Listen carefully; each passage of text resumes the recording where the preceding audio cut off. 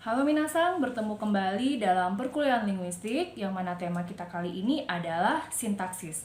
Nah, sebelumnya Minasang sudah mempelajari cabang linguistik yaitu fonologi dan morfologi. Pada kali ini kita akan mempelajari sintaksis bahasa Jepang yaitu mempelajari struktur kalimat yang terdapat dalam bahasa Jepang. Nanti Minasang akan melihat bagaimana penggunaan kata, frase, klausa, dan akhirnya membentuk sebuah kalimat. Dan juga nanti Minasang akan melihat fungsi di dalam kalimat bahasa Jepang seperti fungsi sebagai subjek, predikat, objek, dan keterangan. Oke, silahkan dipelajari dan dipahami video ini. Nanti kita bertemu lagi pada video selanjutnya. Selamat belajar! Oke, berikutnya kita akan lihat kelas kata selanjutnya yaitu keiyoshi atau kita sebut adjektif atau adjektiva atau kata sifat dalam bahasa Indonesia.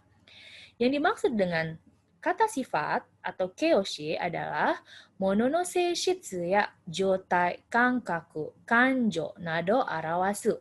Jadi, kata sifat menunjukkan kualitas dari suatu benda atau menunjukkan keadaan dari suatu benda, rasa ataupun perasaan. Ya, jadi kalau kata sifat itu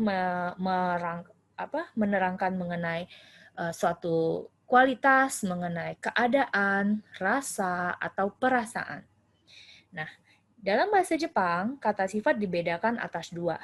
Yang pertama ada ikeyoshi atau kata sifat i, yang kedua ada nakeyoshi atau kata sifat na.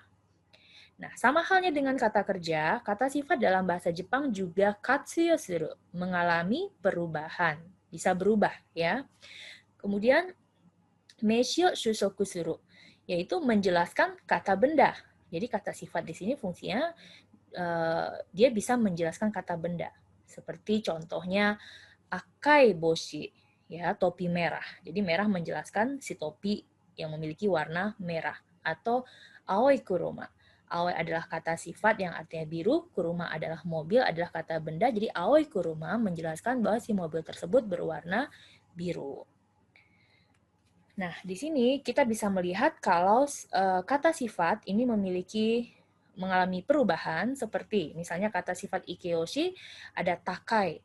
Nah, bentuk negatif i akan berubah menjadi kunai sehingga menjadi takakunai. Berikutnya juga bentuk positif lampau takakata. Bentuk negatif lampau takakunakata. Begitu juga halnya dengan kata sifat hayai yang artinya cepat menjadi hayakunai. Bentuk negatif, positif lampaunya hayakata, dan negatif lampaunya menjadi hayakunakata. Nah, berikutnya untuk kata sifat nakeyoshi juga mengalami perubahan, tapi berbeda dengan ikeyoshi. Kita lihat contohnya seperti ada kata kirei, yang artinya cantik, bentuk negatifnya menjadi kirei janai, atau bentuk positif lampaunya menjadi kirei datta, atau negatif lampaunya menjadi kirei janakata. Ya, jadi kata sifat ikeyoshi dan nakeyoshi mengalami perubahan tergantung keterangan waktunya. Berikutnya kelas kata fukushi atau adverb atau adverbia atau kata keterangan. Nah, yang dimaksud dengan fukushi adalah omoni doshi ya keiyoshi nado shushoku suru. Ya, pada umumnya dia menerangkan kata kerja atau kata sifat. Ya, jadi itu fungsi dari kata keterangan. Nah, berikutnya kata keterangan katsuyo shinai, tidak mengalami perubahan. Berbeda halnya dengan kata sifat dan kata kerja. Seperti contoh, ada yukkuri, hakkiri, wazato, hijau ni, totemo, amari, tabung, tashka, dan lain sebagainya. Jadi ini adalah contoh kata keterangan. Dalam bahasa Jepang banyak sekali kata keterangan, minasang bisa silakan untuk dicari. Nah, berikutnya juga ada kelas kata berikutnya yaitu joshi atau partikel. Nah, yang dimaksud dengan partikel ini, jishitsu tekina imi de wa naku, bunpo tekina kino arawasu. Jadi dia tidak memiliki arti secara real atau secara kosakata, tapi dia memiliki arti secara gramatikal atau secara tata bahasa. Dan partikel dalam bahasa Jepang juga tidak mengalami perubahan.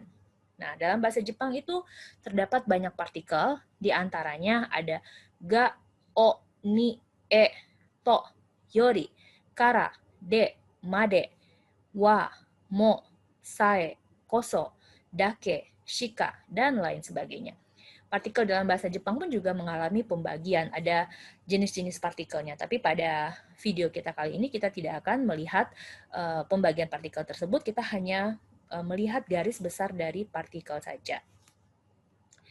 Berikutnya ada jodoshi. Nah, jodoshi ini kita kenal juga dengan auxiliary verb atau dalam bahasa Indonesia kita sebut dengan kata kerja bantu, ya. Nah, bantu seperti apa? Di sini kita lihat terlebih dahulu kalau jodoshi ini mengalami perubahan, ya, sama halnya dengan kata kerja. Walaupun dia kata kerja bantu, dia tetap mengalami perubahan. Nah, biasanya kata kerja bantu ini melekat dengan kata kerja, kata sifat, ya, yang mana nanti fungsinya bisa menunjukkan keterangan waktu atau kala, atau juga modality. Misalkan dalam bahasa Jepang itu kita mengenal pola nani nani te shimau. Ya, nani nani te shimau itu kita sebut dengan jodoshi. Atau ada juga pola kalimat nani nani te iru yang menunjukkan jisei waktu sedang, itu juga termasuk dalam jodoshi. Ya, jadi seperti te iru, te aru, te shimau itu semuanya masuk ke dalam verba bantu. Oke. Nah, berikutnya ada setsuzokushi atau conjunction atau kata sambung. Jadi yang dimaksud dengan kata sambung, bung no kankyo shimesu, menunjukkan hubungan antar kalimat dan kalimat. Nah, seperti apa? Seperti shikashi, yang artinya tetapi, soshite, tsumaru, tsumari, dan lain sebagainya. Jadi kata sambung dalam bahasa Jepang juga banyak jenisnya.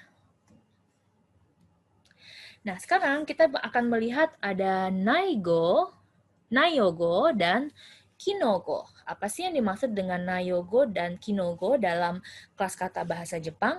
Nayogo kita kenal juga dengan content word, ya. Jadi content word di sini maksudnya adalah kata tersebut memiliki arti seperti apa adanya. Misalkan kata benda ada kata hong. Hong jika diterjemahkan akan memiliki arti buku. Atau kata kerja, doshi, ada kata taberu, jika diterjemahkan memiliki arti makan.